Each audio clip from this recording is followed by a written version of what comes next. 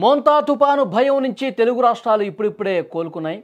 ఇంతలోనే మరోసారి అల్పపీడనం టెన్షన్ మొదలైంది. రానున్న 10 రోజుల్లో మరోసారి భారీ వర్షాలు కురిసే అవకాశం ఉందని వాతావరణ శాఖ అంచనా వేస్తోంది. వాతావరణ శాఖ అంచనా ప్రకారం ఇంకోసారి భారీ వర్షాలు కురిసే అవకాశం కనిపిస్తోంది.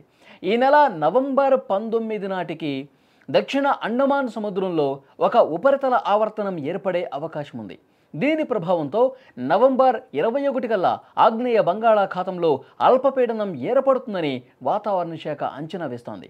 ఈ అల్పపీడనం కారణంగా ఈ నెల 24 నుంచి 27 వరకు తెలంగాణతో పాటు ఆంధ్రప్రదేశ్ రాష్ట్రంలో కోస్తా రాయలసీమ జిల్లాల్లో మోస్తరు నుంచి భారీ వర్షాలు కురిసే అవకాశం ఉంది.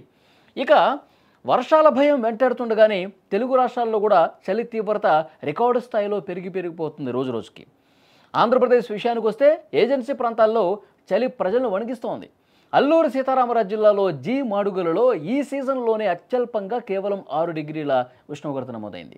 ఏజెన్సీ ప్రాంతాలతో పాటు సాధారణ ప్రాంతాల్లో కూడా చలి విపరీతంగా పెరుగుతోంది.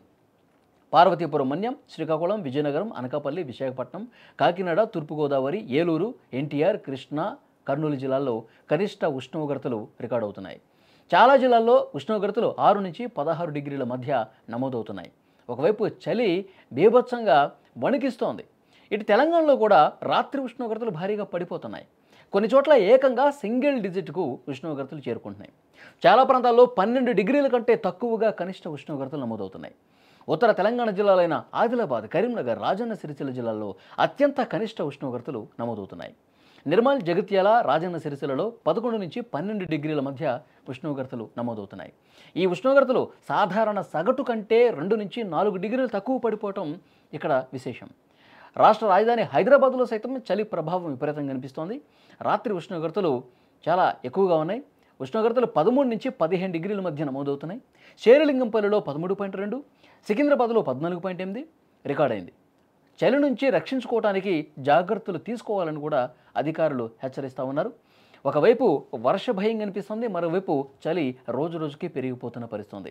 ముఖ్యంగా వర్షాలు 21వ తారీఖున అల్పపీడనం ఏర్పడే అవకాశం ఉందని చెప్పి వాతావరణ శాఖ ఏదైతే అంచనా వేసిందో ఆ అంచనా నిజమైతే కనుక ఆ అంచనా 100% 21వ తారీఖు అల్పపీడనం ఏర్పడితే ఆ ప్రభావం వర్షాలు 21 నుంచి 26 వరకు ఆ అల్పపీడనం ఇంకా బలపడితే వాయుగుండంగా మారితే ఇంకా వర్షాలు 2 తెలుగు రాష్ట్రాల్లో కూడా దంచి కొట్టే అవకాశం కనిపిస్తోంది. 19వ తారీఖున ఉపరితల ఆవర్తనం ఏర్పడుతుందని చెప్పి ఒక అంచనా స్పష్టంగా వాతావరణ శాఖ అధికారులు చెప్తున్నారు. 21న అల్పపీడనం ఏర్పడితే ఆ ప్రభావంతో వర్షాలు కురిస్తే గనక ఒకవైపు విపరీతమైనటువంటి చలి, దానికి తోడు ఈ వర్షాలు తోడైతే గనక ఇంకా ఆ చల్లటి గాలులకు, చలి తీవ్రతకు జనం తీవ్రమైనటువంటి ఇబ్బందులు పడే అవకాశం కనిపిస్తుంది. ఇప్పటికే చలి తీవ్రతకు జనం బయటకు రావాలంటేనే భయపడుతున్నారు. ఉదయం 7, 8 అయితే కానీ రాలేనటువంటి పరిస్థితి ఏర్పడుతుంది. ఇక రాత్రి సమయంలో రాత్రి 8 దాటితే చలి విపరీతంగా ఉంది. సో 8 తర్వాత బయటకు రాలేకపోతున్నారు. సాయంత్రం సమయంలో ఉదయాన్నే 8 అయితే కానీ బయటకు రాలేని పరిస్థితుంది. దీనికి తోడు బీభత్సంగా వర్షాలు కురిస్తే మాత్రం ఆ ఎఫెక్ట్ 2 తెలుగు రాష్ట్రాల ప్రజల మీద చాలా తీవ్రంగా ఉంటుంది. మొన్నే మోంతా తుఫాను ఎఫెక్ట్తో భారీ వర్షాలు కురిసాయి. ఎక్కడికక్కడ వాగులు, వంకలు పొంగి ప్రవహించి ఇబ్బందికర పరిస్థితులు ఏర్పడ్డాయి. బలమైనటువంటి చెట్లు, కరెంటు పోల్సు ఆ తుఫాను దాటికి విరిగిపడి సముద్రం అల్లకల్లోలంగా ఉన్న పరిస్థితుంది.